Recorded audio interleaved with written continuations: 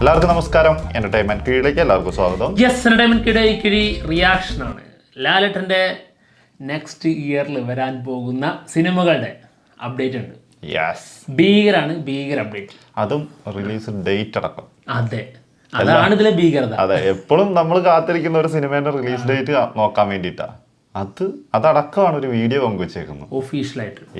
ആശീർവാദ് ഭീകരം. എന്തായാലും ഇത് വലിയൊരു പ്രസ്താവനയാണ്. എന്താ അടുത്ത വർഷം ലാലേട്ടൻ അങ്ങോട്ട് എടുക്കുവേ.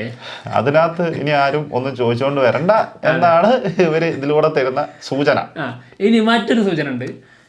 ഇതിന്റെ അടിയിൽ വന്ന് വെറുതെ പെട്ടു പോകണ്ട എന്നുള്ളതുകൊണ്ട്. കാരണം ഡേറ്റ് അടക്കം ബാക്ക് ടു ബാക്ക് ഓരോ മാസങ്ങളിലും ശരിക്ക് സിനിമ എന്നുള്ള രീതിയിലാണ് ലാലേട്ടന്. ഇപ്പൊ നമ്മൾ മാക്സിമം നോക്കി കഴിഞ്ഞാൽ ഒരു 3 എണ്ണമൊക്കെ ആയിരിക്കും മേ ബി ഒരു വർഷത്തിൽ വരിക. ഇതങ്ങനെയല്ല, ഇഷ്ടം പോലെ.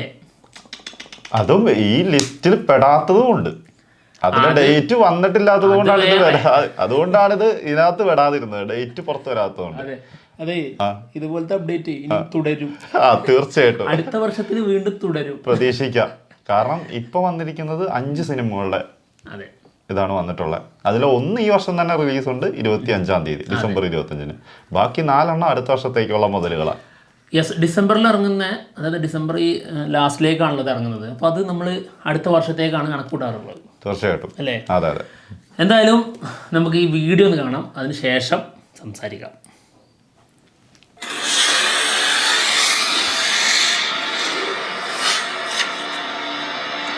ആളുകൾ ഓരോന്നോരോന്നായി മറിച്ചിടും. ബറോസ് 25-ാം തീയതി ഡിസംബർ. തുടരും ജനുവരി 30 ഒഫീഷ്യലായ. എമ്പുരാൻ മാർച്ച് 27 അത് ഒഫീഷ്യലാണ്. ഹൃദയപൂർവ്വം ഓഗസ്റ്റ് 28. വൃഷഭ ഒക്ടോബർ 16. തൽക്കാലം ഞങ്ങൾ ഈ ബുക്ക് അടച്ചു വെച്ചിരിക്കുകയാണ്. ഇനിയുണ്ട്. അല്ല, ഒന്നാളി കത്തിക്കാൻ ഇത് ധാരാളം. അത്ര അവർ ഉദ്ദേശിച്ചുള്ളൂ.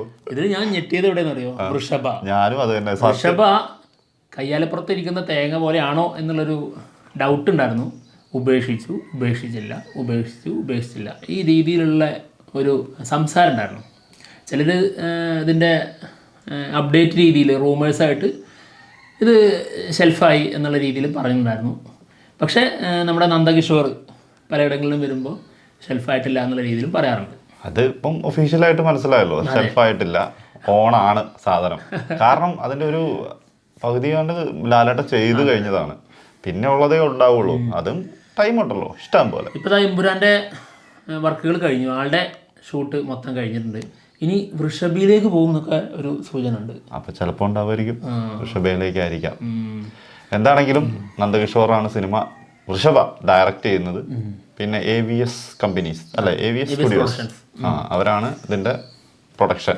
5 പേരുണ്ട് അല്ലേ? 5 പേര്. പിന്നെ ആരായിരുന്നു? റോഷൻ മേക്ക. ആളിതിലൊരു പ്രധാന കഥാപാത്രം ചെയ്യുന്നുണ്ട്. അതായത് നമ്മുടെ ലാലേട്ടന്റെ മകനായിട്ടുള്ള ഒരു ക്യാരക്ടറാണ്, സൺ ഓഫ് ലാലേട്ടൻ. ഇത് സംഭവം ഒരു പുനർജന്മം, ഒരു പീരിയോഡിക് പരിപാടിയുണ്ട്. ഇന്നത്തെ കാലഘട്ടത്തിൻ്റെ കുറച്ച് പോർഷൻ കൂടിയുള്ള ഒരു പ്രത്യേക സംഭവമാണെന്നുള്ളതാണ് അറിഞ്ഞത്. എന്തായാലും ഇവർ ഈ ഒരു വീഡിയോയിൽ തന്നിരിക്കുന്ന പോസ്റ്റർ നമുക്കൊന്ന് കാണാം. ഒഫീഷ്യൽ ആണല്ലോ. ഞെട്ടിയതാട്ടോ സാധനം കണ്ടിട്ട്. ഒരു രക്ഷയില്ല. ഒരു ഗംഭീര ഒരു രാജാവ്. വിജയം ഇട്ടെ. ഇട്ടോ. ധീര ധീര ധീര ധീര ധീര. എന്താ സാധനല്ലേ ആ നോട്ടത്തിലും. പോസ്റ്ററായിട്ട് മാത്രം എടുക്കരുത്, നിങ്ങൾ ഇതിൻ്റെ കൂടെ ഒരു BGM കൂടി ആഡ് ചെയ്ത് കൊടുത്തു കഴിഞ്ഞാൽ ഇതിൻ്റെ ആ ഒരു തീക്ഷ്ണത കിട്ടും. സത്യം, ഒരു വൈബ് കിട്ടും. ഒരു 1.5 സാധനമായിട്ട് കാണുന്നത്. ഇതിലെന്താ അറിയോ, ഇതിലെ കോസ്റ്റ്യൂം മൊത്തത്തിൽ വേറെ ലെവലാ. സാധാരണ ഒരു ലോക്കൽ പരിപാടിയാണോ എന്നുള്ളതൊക്കെ അതാണ് നമുക്ക് അതിൽ നിന്ന് പിടുത്തം കിട്ടും. ഇത് ഒരിക്കലും ലോക്കലായിട്ട് തോന്നുന്നില്ല. അതെ, കാരണം അത് അമ്മാതിരി സെറ്റപ്പിലാണ് ചെയ്തു വെച്ചിരിക്കുന്നത്. പിന്നെ നന്നായിട്ട് ആപ്റ്റ് ആവുന്ന രീതിയിലുള്ള കോസ്റ്റ്യൂമാണ് അല്ലേ? അതെ, അതാ ഞാൻ പറയാം. സാധാരണ ലാലേട്ടന്റെ ഒരു ശരീരമൊക്കെ വെച്ച് ചിലത് ആപ്റ്റ് ആവാറില്ല. ചില സമയങ്ങളിൽ ഇങ്ങനത്തെ സാധനങ്ങളൊക്കെ ഇട്ടിട്ടുണ്ടെങ്കിൽ ഭയങ്കര ബോറായിട്ട് തോന്നും, പരസ്യചിത്രമൊക്കെ പോലെ തോന്നും. ഇത് ഒരു 1.5 ആയിട്ടാ. പിന്നെ ഇതിന്റെ ഒരു കളർ ഗ്രേഡിങ് കൊടുത്തിരിക്കുന്നതും എല്ലാം കൊണ്ടും ഗംഭീര ഒരു പോസ്റ്റർ. വൻ യുദ്ധം നടക്കണം, പുറകിൽ ആരൊക്കെ വീണൊക്കെ ഉണ്ട്. ഉറപ്പല്ലേ? വീണു. അടുത്ത വർഷം എല്ലാരും വീണ് കിടക്കുന്നു. വൃഷഭ കളിയാക്കിയവരെ കൊണ്ടൊക്കെ ആ നാവ് കൊണ്ട് തന്നെ തിരിച്ചു പറയിപ്പിക്കുന്ന ഒരു ദിവസം. ഒരു ദിവസമല്ല, കുറെ ദിവസം ഉണ്ടാവും തോന്നുന്നു. 2025 മൊത്തത്തില് മാറ്റി പറച്ചിട്ട് തന്നെ ആയിരിക്കും. തൂക്കിയടിയാണ്. അത് ഈ വർഷത്തിലേ ശരിക്കും മറ്റൊരു സിനിമ കൂടി ഉണ്ട്. അതായത് ബിഗ് എംസിന്റെ സിനിമ, മഹേഷ് നാരായണൻ സംവിധാനം ചെയ്തു വരുന്ന സിനിമ ഉണ്ട്. അത് 2025 തന്നെ റിലീസിനുണ്ട്. അപ്പോൾ അതിൻ്റെത് കൺഫേം അല്ല എന്നുള്ളത് കൊണ്ട് മാത്രമാണ് അതിൽ ഉൾപ്പെടുത്താത്തത്. അതെ. അപ്പൊ അതും കൂടി വന്നു കഴിഞ്ഞാൽ ഭീകരായില്ലേ. ഇനി എമ്പുരാന്റെ ഒക്കെ വലുപ്പം എടുത്തു നോക്ക്. അമ്പോ ഏത് ലെവലിലാ വരാൻ പോകുന്നതെന്ന് പോലും പ്രൊഡക്റ്റ് ചെയ്യാൻ പറ്റൂല നമുക്ക്. അമ്മാര് സാധനം ചിലപ്പോ ചെറിയ സിനിമ ആയിരിക്കും, ചെറിയൊരു സിനിമ, കൂട്ടത്തിലേറ്റവും ചെറുതാണ്. പക്ഷെ കണ്ടിട്ടില്ലേ, ഈ വലിയ ടോർച്ചിന് ലൈറ്റ് കുറച്ച് കുറവായിരിക്കും, ചെറുത് വേണം നോക്കുമ്പോ അതിന് ഭീകര വെളിച്ചായിരിക്കും. അതേപോലെ അത് തന്നെ. എന്താണെങ്കിലും ഇപ്പം കാത്തിരിക്കാൻ ഡേറ്റും കിട്ടിയിട്ടുണ്ട്. ഏതൊക്കെ ടൈമിലാണെന്ന് വരെ ഒഫീഷ്യലായിട്ട് വന്നിട്ടുണ്ട്. അതുകൊണ്ട് നമുക്ക് ഇനിയിപ്പോ അതെന്നായിരിക്കുമോ അല്ലെ ഇനി അതെന്നാ വരുന്നത് അങ്ങനത്തെ ഒരു ചിന്തിക്കേണ്ട ആവശ്യമില്ല. അതിനുള്ള എല്ലാം അവർ തന്നിട്ടുണ്ട്. ഭീകരമായിട്ടുള്ളൊരു കാര്യം തന്നെയാണ്. മാത്രമല്ല ഈ ലിസ്റ്റിൽ ബറോസ് ഉൾപ്പെടുന്നുണ്ട്. ആളുടെ ആദ്യത്തെ സിനിമ വരാനിരിക്കുന്നത് ഇനി നെക്സ്റ്റ് ഇതാണ് ബറോസ്.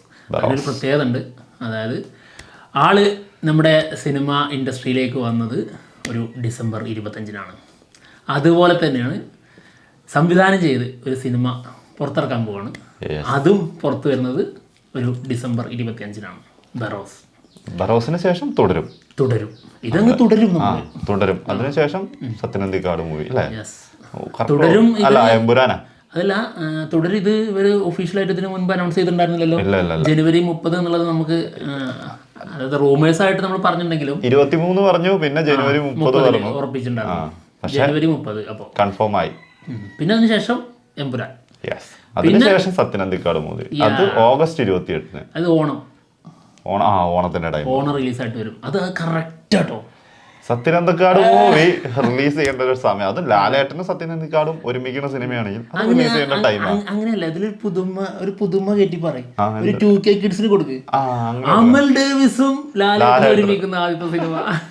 അമൽ ഡേവിസിന്റെ കൂടെ അഭിനയിക്കാൻ പറ്റുമെന്ന് പറഞ്ഞാൽ ലാലേട്ടന്റെ ഒരു ഭാഗ്യം.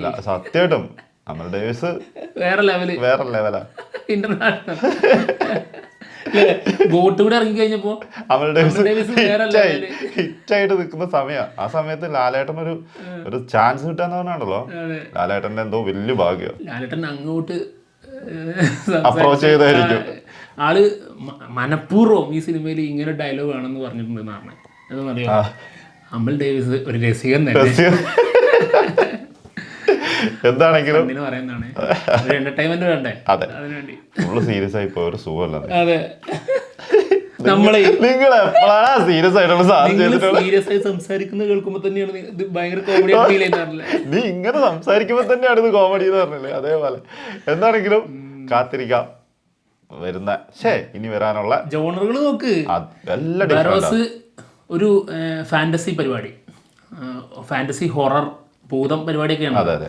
പിന്നെ തുടരും, അതൊരു ത്രില്ലർ എലമെന്റ്സോട് കൂടിയുള്ള ഒരു ഫാമിലി ചിത്രം. എമ്പുരാൻ ഇന്ത്യയിലെ ഏറ്റവും വലിയ സിനിമകളൊന്ന് നമ്മുടെ മലയാളത്തിൽ നിന്ന്. പിന്നെ ഹൃദയപൂർവ്വം, ആ പേരിൽ തന്നെ ഉണ്ടല്ലോ ആ ഫീൽ ചെയ്തു. പിന്നെ വൃഷഭ പീരിയോഡിക് അങ്ങ് പോയി. പീരിയോഡിക് ഫൈറ്റ് ചെയ്യൂ, മരണം വരെ ഫൈറ്റ് ചെയ്യൂ, ഹിറ്റ്ലർ എതിർത്താലും ഫൈറ്റ് ചെയ്യൂ. അപ്പൊ എന്താണെങ്കിലും അതായത് ഒരേപോലത്തെ സിനിമകളാ ചെയ്യുന്നത് അല്ലെങ്കിൽ ഒരേ ടൈപ്പാ ചെയ്യുന്നതെന്ന് പറയുന്ന ആൾക്കാർക്കൊക്കെ ഒന്ന് മാറി ചിന്തിക്കാനുള്ള സാധനങ്ങൾ തരുന്നത്. അങ്ങനെ ഒരു സംസാരം ഉണ്ടോ? ലാലേട്ടനെ കുറിച്ചല്ലേ ഏറ്റവും കൂടുതൽ അങ്ങനെ പറയാറുള്ളൂ. അങ്ങനെ സംസാരമില്ല, ലുക്കിൽ മാത്രമേ ഉണ്ടാവുള്ളൂ. കഴിഞ്ഞ പ്രാവശ്യം ഇനി പൊട്ടിയതാണെങ്കിൽ പോലും എടുത്ത് നോക്ക്, ഓരോന്നും ഡിഫറെന്റ് സാധനങ്ങൾ. ജയിലറും മലയക്കോട്ട വായ്മൊക്കെ കൊണ്ട് വെക്കാൻ പറ്റുമോ? മാസിന് മാസ്, ക്ലാസ്സിന് ക്ലാസ്, എല്ലാ പരിപാടികളും ചെയ്യും.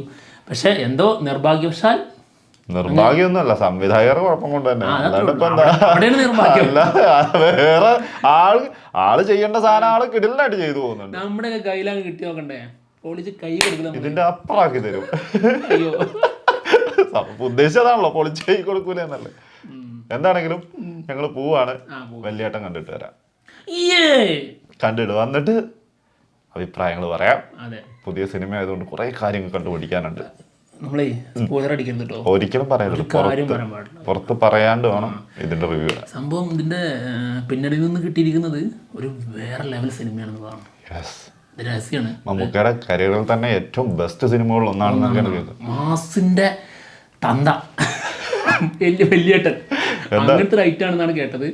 ഒരു കാര്യം എടുത്തു പറയണം, സംഭവം ഇപ്പൊ ഹൈപ്പ് ഉള്ളത് വലിയൊരു പ്രശ്നമാണ്. ഹൈപ്പ് കാരണം ഇനി പൊട്ടുമെന്ന് അറിഞ്ഞൂടാ, ഇനി സ്പോയിലർ പറഞ്ഞു കഴിഞ്ഞാൽ അത് സിനിമയെ ബാധിക്കുമെന്ന് അറിഞ്ഞൂടാ. ചിലപ്പോൾ നമ്മൾ അറിയാണ്ടൊക്കെ റിവ്യൂ പറയണ സമയത്ത് ചില സ്പോയിലറുകളൊക്കെ വന്നേക്കാം. മേ ബി അതൊക്കെ ഒന്ന് ക്ഷമിച്ചേക്കണം. അപ്പോൾ എന്തായാലും ഞങ്ങൾ പോവാണ്, പോയിട്ട് വരാം. മറ്റുള്ള വിശേഷങ്ങളുമായിട്ട് ഉടനെ കാണാം. ബൈ. ബൈ.